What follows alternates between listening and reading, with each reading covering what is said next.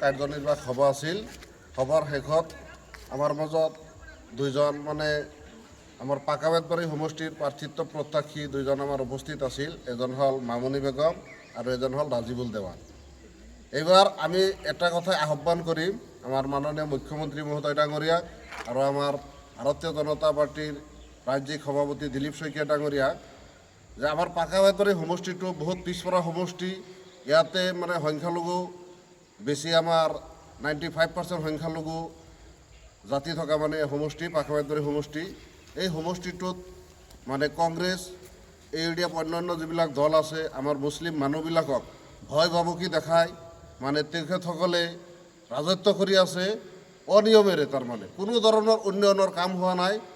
এতিয়া আমি উন্নয়নৰ ফালে আগবাঢ়ি আহিছোঁ। আমাৰ মাজত দুইজন প্ৰাৰ্থী আছে। আমি সেইকাৰণে মাননীয় মুখ্যমন্ত্ৰী আৰু ৰাজ্যিক সভাপতি মহোদয়ক এটাই অনুৰোধ জনাম যাতে এইবাৰ আমাৰ পাকাবেতবাৰী সমষ্টিত ভাৰতীয় জনতা পাৰ্টিৰ প্ৰাৰ্থীক সুৰক্ষেপ কৰে বুলি আমি আশা ৰাখিছোঁ আৰু আমি এইবাৰ জয়ী হ'ম বুলি আশাবাদী আমি।